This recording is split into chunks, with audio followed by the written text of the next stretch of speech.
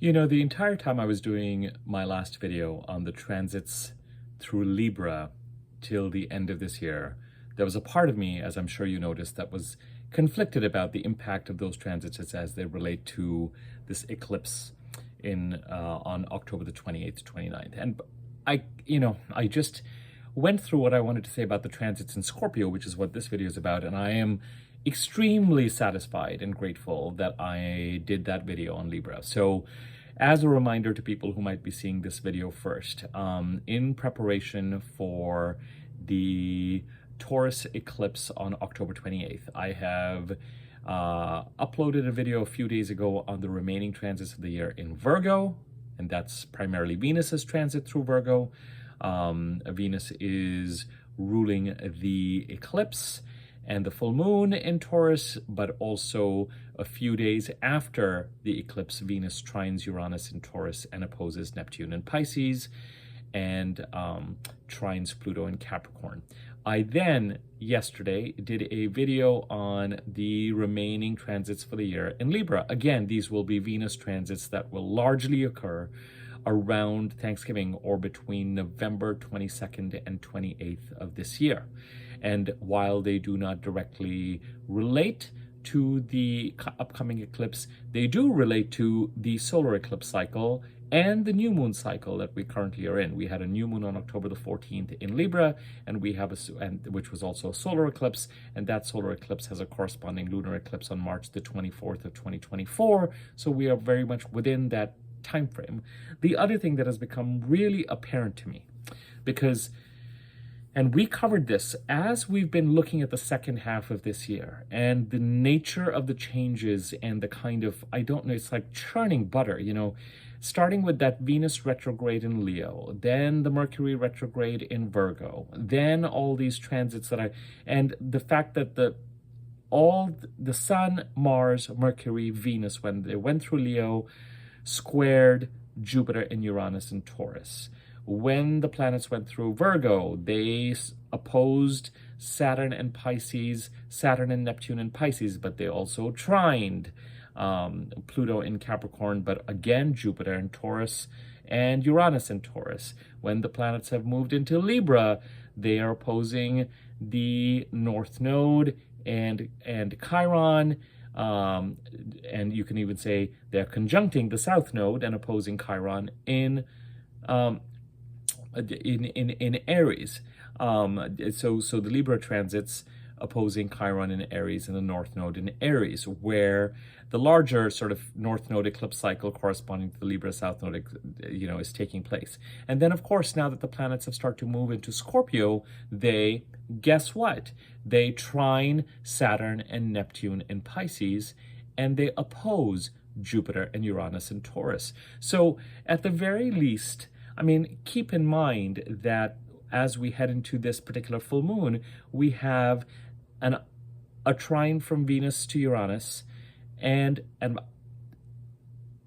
opposition from Venus to Neptune. So as we head towards the October 28th, once more, full moon lunar eclipse, we have an opposition to Neptune and a trine to Uranus in the signs of Pisces and Taurus, respectively. And as the planets are moving into Scorpio, as the Sun, Mercury, and Mars already are, they're gearing up to trine Saturn, then oppose Jupiter, then oppose Uranus, then trine Neptune in both Pisces and Taurus. So these planets, these personal planets, the Sun, Mercury, Venus, Mars, and where the new moons have been occurring, have been in conversation along with the Venus retrograde and Mercury retrograde, number one, with the planets in Taurus, Jupiter and Uranus.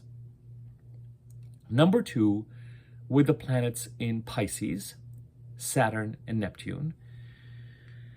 Expectedly, as the new set of eclipses in Aries and Libra continue to gather momentum, as the planets entered Libra, they touched on that particular point.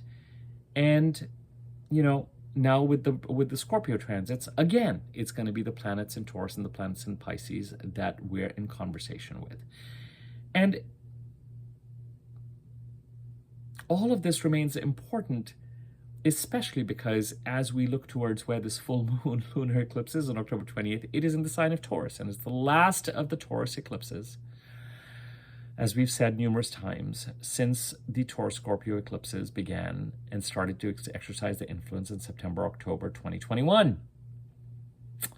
And the sign of Taurus remains activated strongly because you can't ignore a Jupiter transit till May of next year. So I'll explain why in a second. As we get done with this set of transits, you know, there's then as I was thinking about the way I was framing my conversation about the transits in Libra, you have to take into account where all the planets are and what they're doing at any given time. It's a composite story. If you just look at Venus trine Jupiter and think that, you know, money is going to rain on you from above, or you're going to get this amazing break or whatever it is, but you ignore the fact that a few days after that, Venus is going to oppose Neptune, you're not going to get the full picture. Or you ignore the fact that, you know, Mars and Mercury and the Sun are going to be opposing Jupiter in the same sign that Uranus is in, Taurus, and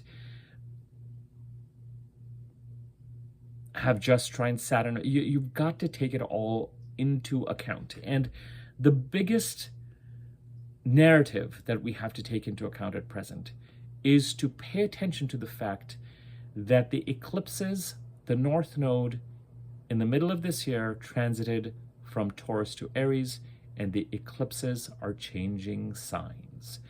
And there's this strange mystery of the North Node eclipses moving from Taurus to Aries this year, and Jupiter the very same year moving from Aries to Taurus. So both these signs and the houses they occupy and what those houses stand for is where some of our most constructive energy and change is to be directed. Corresponding to the Aries eclipses, we have to pay attention to the Libra side of the chart because it is both supporting the transits that have recently occurred in Virgo, but it is also the place and point of release to help the Aries part of the chart gain further development. And the fly in the ointment, or in the middle of all this expansion and focus on the Aries Taurus part of the chart, the part of the chart that is basically raising its hand and saying, you have got to take me seriously, and you've got to take the intense crises in my part of the chart since 2014, 15, 16, especially 2016 seriously, is Pisces, where we've got Saturn and Neptune. So I feel much better about the fact that I did that Libra video, because I'm just like, as I was looking at all the Taurus transits and I was just like, the narrative continues to develop. You know, we head towards this full moon eclipse in a few days, and we look back to August 28th, the week before, week after, because some of us have felt the eclipse at that time and won't feel the eclipse on the 28th quite as strongly. I would still say it's all hands on deck, and I'm going to explain why in a second. Even the transits related to this eclipse, the full moon lunar eclipse in Taurus on October 28th, the sun and the moon oppose each other. 6 degrees away from the moon is Jupiter, which is opposed by Mercury and Mars on the same day as the eclipse. Some astrologers will say that the full moon is conjunct Jupiter 6 degrees away, and so the full moon conjunct Jupiter in Taurus is opposed by Mercury, the sun, clearly, because the sun opposite the moon is what creates the full moon to begin with. The sun, Mercury, and Mars in Scorpio. So you've got the sun, Mercury, and Mars in one part of the chart facing off the moon and Jupiter in another part of the chart. It's a powerful lunation, but some of us have felt the power of this lunation, this face-off, the week before and after August the 28th. And even if whatever occurred then, for those of us who have Mercury direct in our natal charts, felt like a false start, or we had to learn and understand more in a certain sense as we headed towards September 15th during that Mercury retrograde cycle that started on August 23rd. That, whatever it was, that portal that opened for some of us the week before and after August 28th is still exercising its pull and call, and may still very much be the eclipse that then proves to be a gateway into where it is that we need to go into the Aries side of the chart and release what we need to release in the Libra side of the chart. So, as the planets, and the planets that I'm referring to and I'm concerned about are the Sun, Mercury, Venus, and Mars transit through Scorpio, they will, in sequence, trine Saturn, oppose Jupiter, oppose Uranus, trine Neptune. There will also be a full moon in Taurus on the 28th, which will be in direct communication with the new moon in Scorpio on November 12th. The new moon in Scorpio on November 12th conjuncts Mars, trines Neptune, opposes Uranus. And after the new moon on November the 12th, which sets up its own sort of Scorpio new moon period till the middle of December, we get a bit of a break from these transits, but those transits I told you about that Venus is going to make opposing Chiron and conjuncting the South Node in Libra then have time to make their presence felt between November 22nd and 28th. So these, the last of the Virgo transits that Venus is going to make are going to be done by early November. But the Mercury cycle that started in Virgo is still going to need attention. So communications and transactions related to the Mercury part of the chart and the requisite set of actions related to the Mercury and Sun being conjunct in Virgo in September, on September 6th, are going to need to their attention till December 22nd.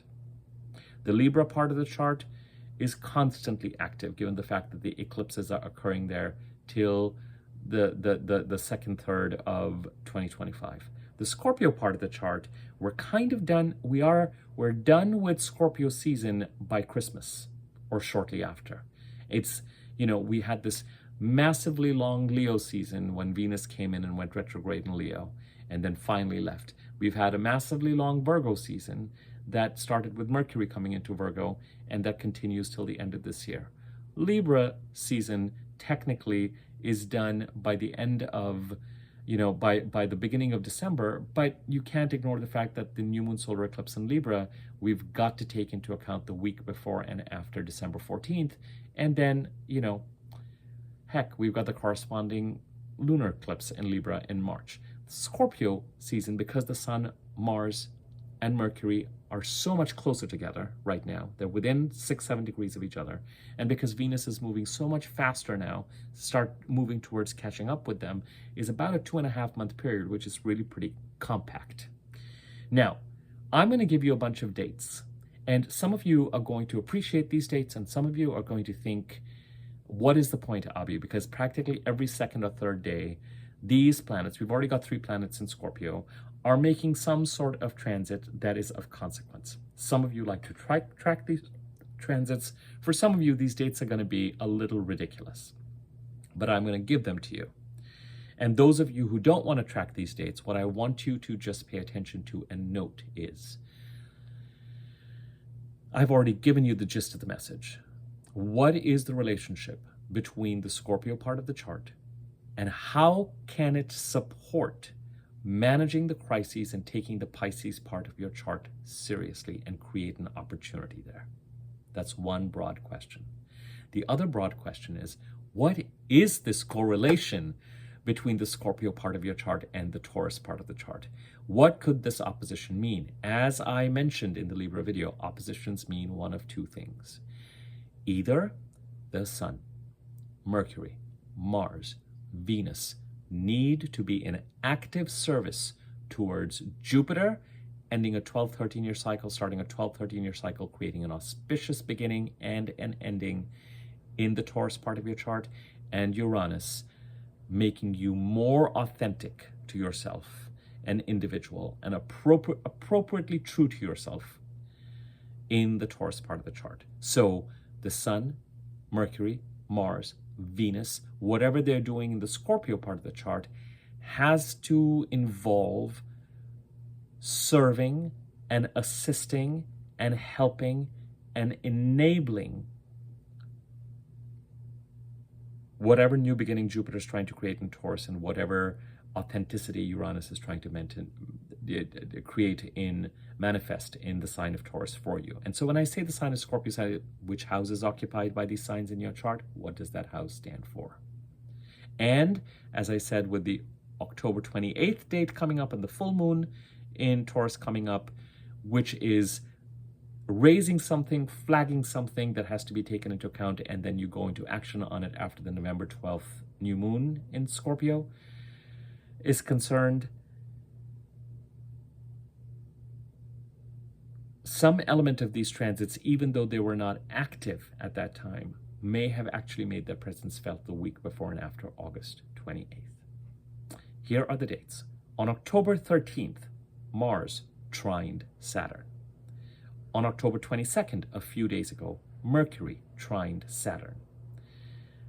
October 24th, yesterday, day before, depending on when you see this video, the Sun trined Saturn. When I say these first planets' names, they're in Scorpio. Mars on October 13th from Scorpio trined Saturn in Pisces. Mercury from Scorpio on October 22nd trined Saturn in Pisces. The Sun, October 24th from Scorpio, trined Saturn in Pisces. On the 28th, so with these trines to Saturn, something in the Scorpio part of the chart, and it's a complex set of dates because around this time, you can't ignore that we had the new moon in Libra, which was an eclipse, so there's a tension.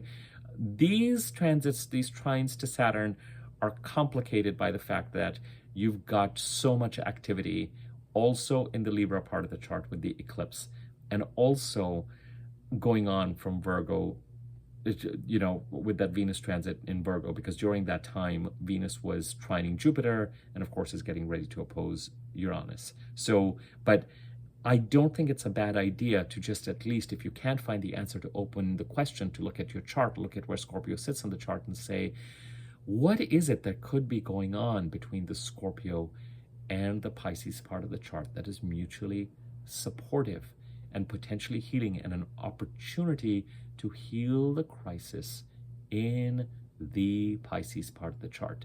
One question, though, you have to ask, because Mars is involved, is the Scorpio part of the chart somehow,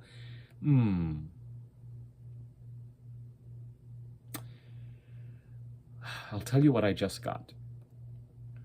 Yes, one question to ask is the Scorpio part of your chart somehow under attack in some way, that in protecting it, because Mars is involved in setting aside your boundaries, you will also be helping heal or take seriously or remedy or repair the crisis in the Pisces part of the chart. But what I just got is this feeling of whatever awareness, whatever activity. With Mars, over the next 5 weeks, you are going to be pursuing goals in the Scorpio part of your chart. There could be injury, there could be breakages, there could be action, activity, conflict, because once you start to pursue goals, you may come into conflict with others. There could be opposition from others. There could be setting of boundaries. With Mars, we say pursuit of goals and the laying down of boundaries. With Mercury, and Mercury's is the shortest of these transits through Scorpio by Gosh, November the 10th or so, Mercury's done with Scorpio and enters Sagittarius. Hooray! We will all be relieved when the planets move into Sagittarius. They will, from there, square the planets in Pisces again. But Scorpio is just a rough sign, you know. There's just no two ways about it. But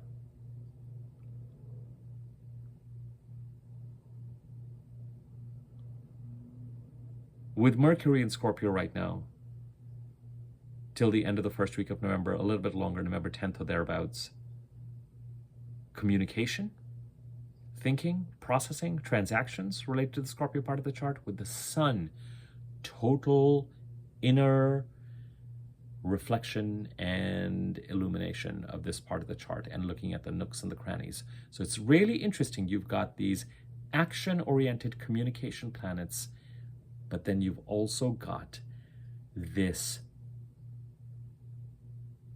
quietly, powerfully observant, reflective solar body that is lighting up the entire Scorpio part of your chart. So that every dust bunny, every cobweb is exposed, and you are in the middle of all this potential activity thinking, what is it that needs to be done here?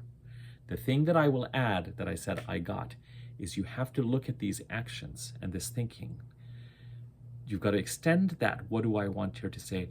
What is it that is going to most effectively serve Jupiter and Uranus in the Taurus part of my chart? The ending and new beginning that Jupiter is trying to create, and the authenticity that Uranus is trying to create. And for some of us, where there's a correlation between the Aries and Taurus part of the chart that is easy to interpret, in doing so, how does it also answer the call of Chiron in Aries and the North Node and the North Node eclipses in Aries? In doing so, it is likely and possible that we move towards healing the crisis in the Pisces part of the chart. Ding, ding, ding, ding, ding, ding, ding, ding, ding. So, once again, with these personal planets, and Venus is going to be spending much of December in the Scorpio part of the chart. So, real action in this part of the chart, the Scorpio part of the chart, may start after the new moon on November the 12th, which trines Neptune and opposes Uranus and conjuncts Mars. And Mars will be combust at that time. I'm going to talk about when the Sun and Mars come together on November the 18th. I'm going to address that in a separate video. Because Mars, the planet of the pursuit of goals, and the planet... Mars is transit till already to some extent. You can almost... We are, you know... One of the questions, the first question to ask is, what is it that occurred the week before August 28th or the week after August 28th? Or what is it that is occurring this week, the week before or after October 28th, that is making clear to you what you need to do and potentially what changes need to be made in the Scorpio part of the chart to assist the Taurus part of your chart, particularly this ending and new beginning by Jupiter. And because Uranus is also in Taurus, this authentication necessary. Question number one. First question. Question number two. Mars currently, and indeed till, likely or possibly even till the end of November, is likely to be more muted. We might feel a little bit confused and a little bit conflicted about what to do and what actions to take and what goals to pursue. Because Mars is getting closer and closer to the Sun, and Mars may feel like, I need to consult with the Sun to understand just where we are going. Are we going and moving forward in alignment with whatever occurred the week before and after August 28th? Or whatever it is that some of us are feeling the week before and after October 28th? And what is that alignment and what is that direction? And how do I come together? And what is the most effective way for me to act, to pursue the goals and pursue the actions and draw the boundaries. Mercury has already had its conversation with the Sun in the sign of Libra on October 20th, just 5 days ago. So Mercury also needs to move a little further and further away from the Sun, which it is doing right now, to start to exercise its power of communication. We may feel till November the 12th that we are in waiting and watching mode a fair amount. We may be waiting and watching certainly till October the 28th and October the 31st and November the 3rd, as we experience this full moon eclipse in Taurus and as Venus trines Uranus and as Venus opposes Neptune. We may want to give more of attention there to say, what the hell is going on? What are the opportunities being created between Venus and Uranus and Taurus? What is this clarity? What is this call in the Taurus part of the chart that we're meant to heed? And again, for some of us, that part of that call that made itself clear a week before and after August 28th. And how does all of this and whatever gains Venus is trying to bring to us in the Virgo part of the chart need to be protected from any deception, any thievery, any gaslighting, any fakery as we head towards November the 3rd, November the 4th? Protect the flame, protect the flame, protect the flame. After that, as we head towards November the 12th, we may feel like, okay, I have a sense of where it is that I need to go, but we may still be comparatively yin. And then the November 12th new moon happens, opposing Uranus, trining Neptune, conjuncting Mars, and it is time to, about a week after that, I wouldn't be surprised if we were like, all right, let's continue. So it may well be that action in the Scorpio part of the chart accelerates the action that we feel we're going to take, and the clarity around it accelerates more after November the 12th and maybe even into December. And when Venus comes into Scorpio, as she will November 4th, 5th or thereabouts, that's when we might see the final answers and the manifestation and the clarity about which direction we're really going in. So when I gave you those dates about October 13th, 22nd, and 24th, when Mars, Mercury, and the Sun trine Saturn right now, it may well be that it is coming at a time when there are other transits occurring. I would just say nothing wrong with starting to pose this question and think about, what action could I possibly take in the Scorpio part of the chart that could support the Pisces part of the chart and the healing, etc., that needs to be done? But remember, the epiphany I had, actually the question is, what action do I need to take to support the Taurus part of my chart? And the Jupiter transit in Taurus and the Uranus transit in Taurus. And how in doing that could I heal or take seriously or take responsibly the Pisces part of my chart? How do I need to take, how could I make all that happen? Remember one more thing, that Jupiter is retrograde in Taurus till, there's a reason why I did that Jupiter retrograde video before the Venus transits in Virgo video. Jupiter is retrograde in Taurus till December 31st. So for those of you who have Jupiter direct in your birth chart, you are from September the 4th to December 31st in kind of behind the scenes, creating the space to then manifest the final energetic push to end and start a 12-year cycle in Taurus after December 31st till May of next year. So while Jupiter is retrograde, we're working behind the scenes. From May to September 4th, we may have had the first push of what it is that needs to end and begin in the Taurus part of our chart. Now, based on that, we're moving the furniture behind the scenes, and then December 31st to May of next year, we finish that final push. So some of these transits from Scorpio to Taurus may assist in and involve a more behind the scenes effort towards assisting these larger changes in the Taurus part of our chart, and by extension, the eclipses of leaning into in the Aries part of our chart.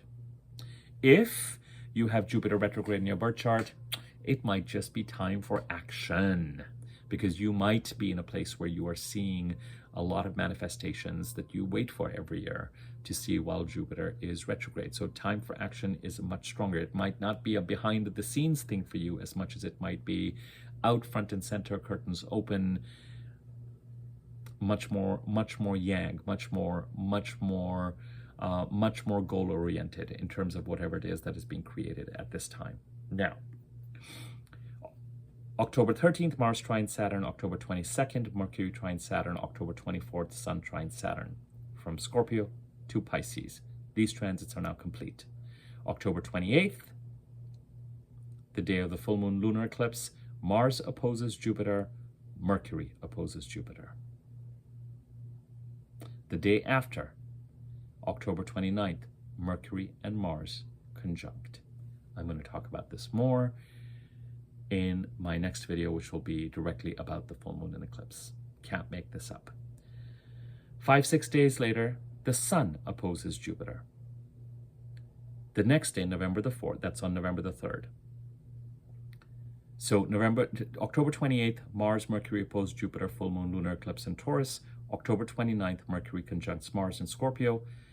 November the 3rd, Sun in Scorpio opposes Jupiter in Taurus. November the 4th, the very next day, Mercury in Scorpio opposes Uranus in Taurus. I told you, every few days there's a touch point. November 6th, Mercury trines Neptune.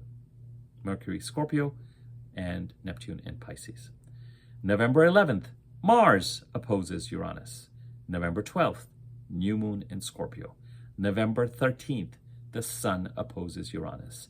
November 17th, the Sun and Mars trine Neptune. November 18th, the Sun conjuncts Mars. This is all related to that new moon in Scorpio. November 12th, the new moon that opposes Uranus. Then the very next day, November 13th, the Sun's opposition of Uranus is complete. That new moon in Scorpio also trines Neptune. On November the 17th, the Sun and Mars actually trine Neptune. That new moon in Scorpio is also conjunct Mars, and that conjunction is complete November the 18th. Then the transits in Scorpio pause, and the transits in Libra that we covered in my last video take over. Venus in Libra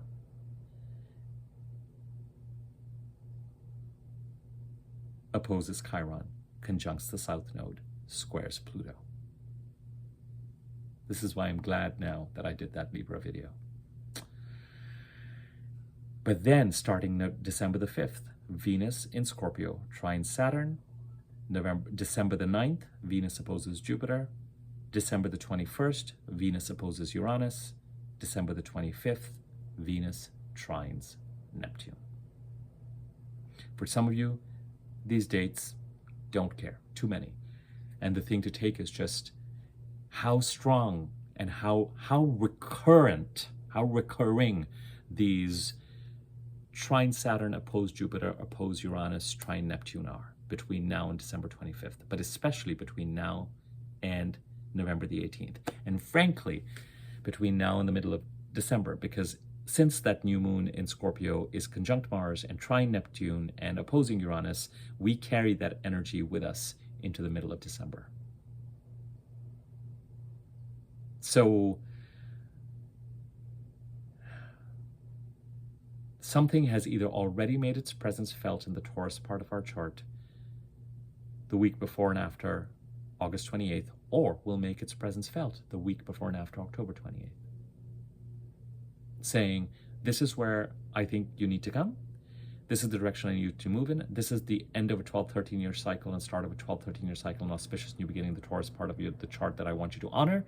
This is the direction that will make you more individual and authentic related to the Taurus part of the chart. And guess what?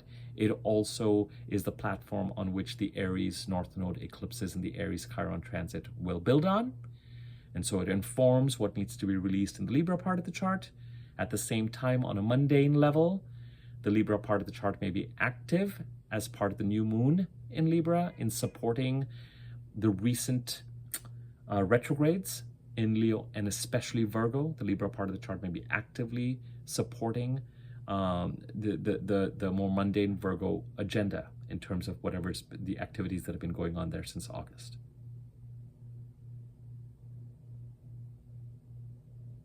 But as part of considering the new beginning and the ending in the Taurus part of the chart, and the authenticity building in the Taurus part of the chart, the question is, what needs to be adjusted or changed in the Scorpio part of your chart to support the Taurus part of the chart? And for some of us, this was clear the week before after August 28th. For some of us, this is going to become clear week before after October 28th. As we head to the eclipse, all hands on deck. Take care of yourselves. And indeed, till the end of the first week of November, we're still in eclipse period. And so even if it feels like, oh, I know what happened week before August 28th, week before, week after, I'm not going to feel this eclipse on the 28th. You just never know. You just never know. I mean, it is 6 degrees away from Jupiter, and Mars and Mercury are looking at Jupiter going, all right, we're here, Jupiter. We're squaring off with you. What do you need from us?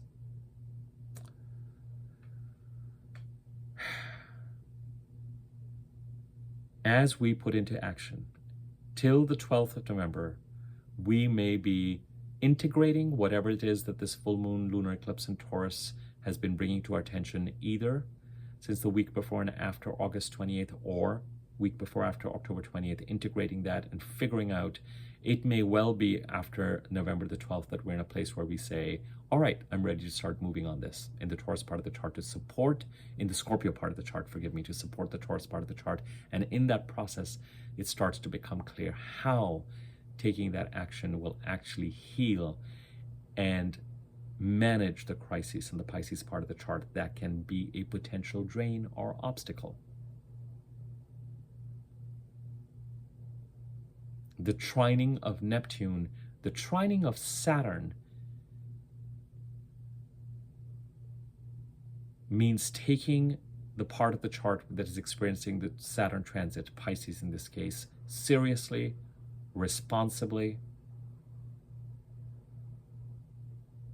The trining of Neptune may involve taking steps to protect from the deceit or the gaslightiness that has been part of this kind of Neptune and the South Node eclipses we were dealing with, and Chiron's transit in Pisces, and all goes back to the crisis in 2014, 15, 16. It could even refer to, if it's not deception, it could be our own delusional, renunciatory, lost in the vapors, lost in the clouds, not having a grip on reality in the Pisces part of the chart. And so if you don't, it becomes easier to manifest or attract people who then play that out for you.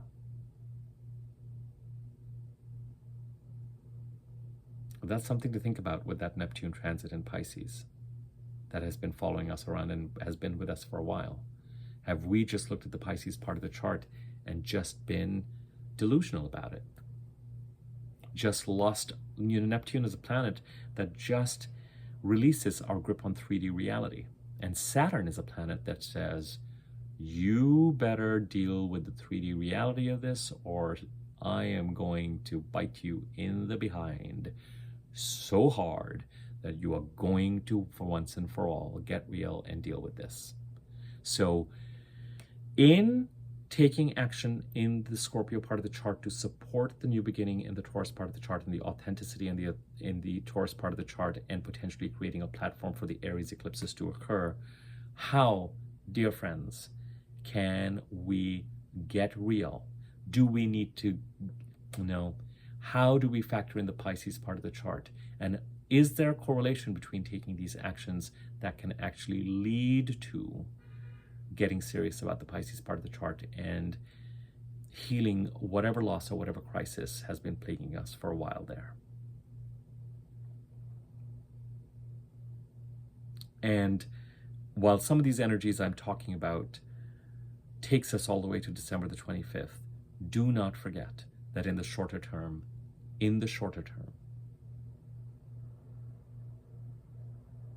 within the next week and a half, Venus herself will be trining Uranus and opposing Neptune, the two planets that we will be in conversation with when we have the new moon in Scorpio on November the 12th. Can't make this up. This is why you cannot look at a transit in isolation in a chart. Venus trining Jupiter and Venus trining Uranus on its own with no opposition to Neptune is a very different transit than when you have to factor in the fact that a few days after that she opposes Neptune.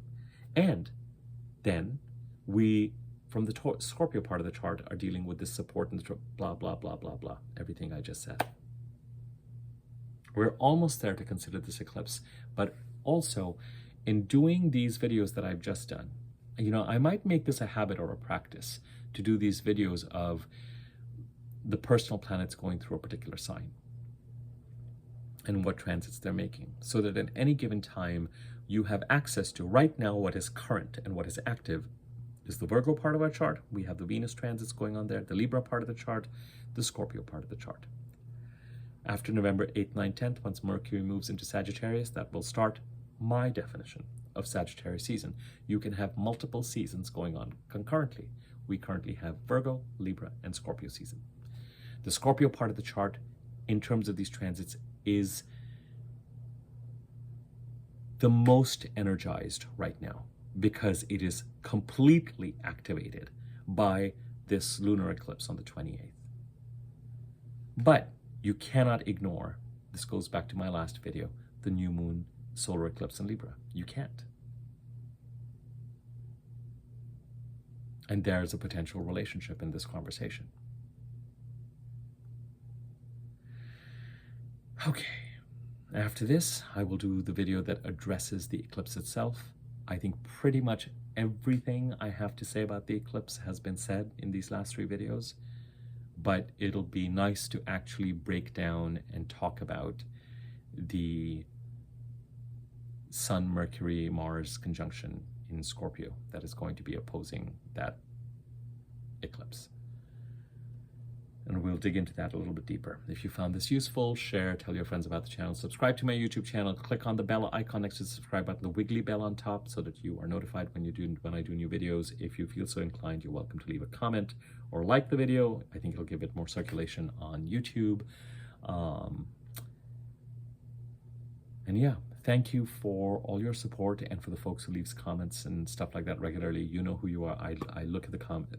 Thank you so much. I really appreciate the time you take to do that. Okay, thank you.